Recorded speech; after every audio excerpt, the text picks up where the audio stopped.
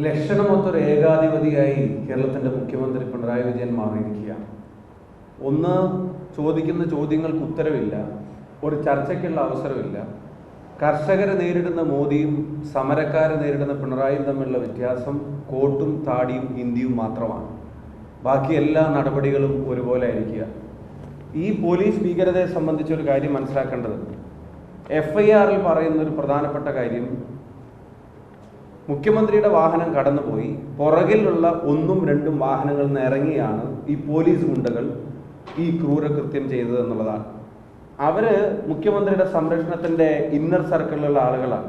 ഏറ്റവും തൊട്ടടുത്ത് നിൽക്കുന്ന വിന്യസിക്കപ്പെടുന്ന ഇന്നർ സർക്കിളിലുള്ള ആളുകളാണ്. VIP കൂടെയുള്ള മൂവ്മെന്റ് അല്ലാതെ വാഹനത്തിൽ നിന്ന് ഇറങ്ങാൻ അവർ പാടില്ല. അവർ മുഖ്യമന്ത്രിക്ക് നേരെ വരുന്ന അതിക്രമങ്ങളെ നേരിടേണ്ടവരാണ്. നേരെ മറിച്ച് മുഖ്യമന്ത്രി കടന്നുപോയ ശേഷം വാഹനം നിർത്തിയ ഒരാൾ RSSകാരൻ്റെ ദണ്ട് പോലത്തെ ഒരു വടി മേടിച്ചിട്ട് കുട്ടികളുടെ തലയിലടിച്ച് പൊട്ടിക്കുക. ഒരാൾക്ക് തലയിൽ രക്തസ്രാവം ഉണ്ടാവുന്നു, മറ്റൊരാളുടെ കൈയിൻ്റെ എല്ലിന് ചതവ് വരുന്നു, പൊട്ടൽ വരുന്നു. പുറകെ വരുന്ന രണ്ടാമത്തെ വണ്ടിയിൽ നിന്നും ഇതുപോലൊരു പോലീസ് ഗുണ്ട ഇറങ്ങിയിട്ട് ആളുകളെ അടിക്കുക. എന്നിട്ട് കോടതി പറഞ്ഞിട്ട് കേസെടുത്തിട്ട് അതിൻ്റെ നിയമ നടപടികൾക്ക് ഹാജരാവാൻ ഇവർക്ക് മനസ്സില്ല എന്ന് പറയുമ്പോൾ അവരെ ഓൺ ചെയ്യുന്നത് മുഖ്യമന്ത്രിയാണ്. പോലീസിലെ ക്രിമിനലുകളുടെ ദൈവമാണ് പിണറായി വിജയൻ എന്നുള്ളത് ഞങ്ങൾ മുമ്പേ പറഞ്ഞിട്ടുള്ളതാണ്. ഇനി ഒരു കാര്യം, ഇദ്ദേഹത്തിൻ്റെ മനോഭാവം വ്യക്തമാക്കാൻ ഒറ്റ കാര്യം ഞാൻ പെട്ടെന്ന് അവസാനിപ്പിക്കാം.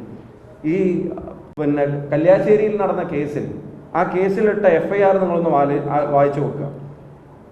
എരിപുരം KSB ഓഫീസിന് സമീപിച്ച് CPM, DYFI, SFI പ്രവർത്തകരായ 1 മുതൽ 14ഓളം പ്രതികളടക്കം കണ്ടാലറിയാവുന്ന 20ഓളം പേർ കുറ്റം ചെയ്യണമെന്ന ഉദ്ദേശത്തോടും കരുതലോടും കൂടി ന്യായവിരോധമായി സംഘം ചേർന്ന അന്യായക്കാരുടെ കൂടെ ഉണ്ടായിരുന്ന യൂത്ത് കോൺഗ്രസ് പ്രവർത്തകനായ സുധീഷ് വെള്ളച്ചാൽ എന്നയാളെ തടഞ്ഞു നിർത്തി കൊല്ലണമെന്ന ഉദ്ദേശത്തോടെ മാരകായുധമായി ഹെൽമറ്റും ചെടിച്ചട്ടിയും ഇരുമ്പുവടി ഉപയോഗിച്ച് തലക്കടിപ്പിച്ച് പരിക്കേൽപ്പിച്ചും തടയാൻ ചെന്ന അന്യായക്കാരനെയും മറ്റ് യൂത്ത് കോൺഗ്രസ് പ്രവർത്തകരെയും അടിച്ചു പരിക്കേൽപ്പിച്ചു എന്ന സംഭവത്തിന് കാരണം രാഷ്ട്രീയ വിരോധവും ബഹുമുഖ്യമന്ത്രിയെ കരിങ്കൊടി കാണിച്ചതിലുള്ള വിരോധവുമാണ് എന്നും മറ്റും FIRലാണ് പറയുന്നത്.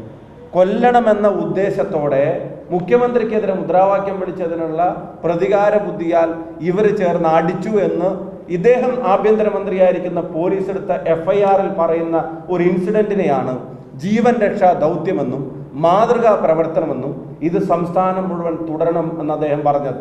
അതിൻ്റെ അർത്ഥം കേരളത്തിൻ്റെ മുഖ്യമന്ത്രിക്ക് ഒരു സാഡിസ്റ്റ് മനോഭാവമുണ്ട് എന്നുള്ളത് തന്നെയാണ്. അന്യന്റെ വേദന കണ്ടിട്ട് ആസ്വദിക്കുകയാണ്. ചെടിച്ചട്ടി കൊണ്ടൊരു ചെറുപ്പക്കാരൻ്റെ തലയടിച്ച് പൊട്ടിക്കുന്നത് കണ്ടാൽ സ്വാഭാവികമായി ഒരു മനുഷ്യൻ പ്രതികരിക്കുന്നത് അത് പരിശോധിക്കുമെന്നായിരിക്കും, അല്ലെങ്കിൽ പരിശോധിച്ച് മറുപടി പറയാമെന്നോ നടപടികൾ സ്വീകരിക്കുമെന്നോ ആവർത്തിക്കുന്നില്ലെന്ന് ഉറപ്പുവരുത്താമെന്നായിരിക്കും.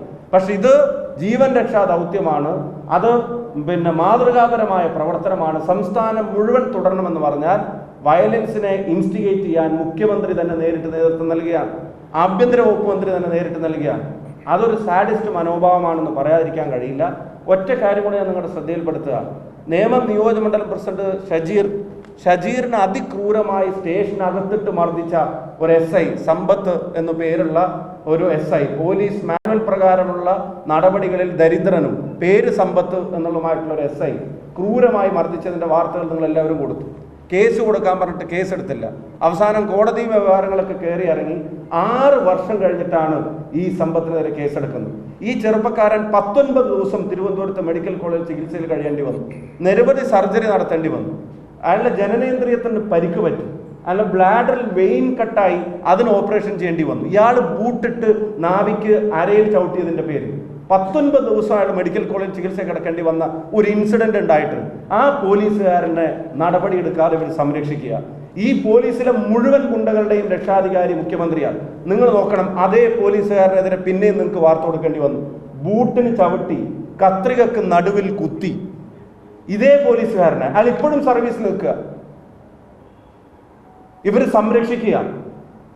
അപ്പൊ മുഖ്യമന്ത്രിയുടെ ഇടത്തും വലത്തും നിൽക്കുന്നവർക്ക് കൊടുക്കുന്ന സംരക്ഷണം ഈ പറയുന്ന പോലീസിലെ ക്രിമിനലുകൾക്ക് പ്രചോദനമായി മാറുകയാണ്.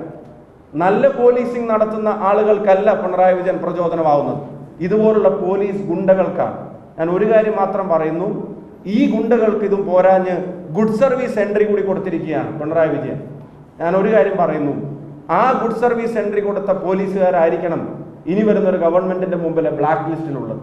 അതുപോലെ തന്നെ ഒരു കാര്യം കൂടെ പറയുന്നു, ഈ ഗുഡ് സർവീസ് എൻട്രി കൊടുത്ത പിണറായി വിജയന് കേരളം ഒരു ബാഡ് സർവീസ് എക്സിറ്റ് കരുതി വെച്ചിട്ടുണ്ട് എന്നുള്ള കാര്യത്തിന് ഒരു സംശയവും വേണ്ട.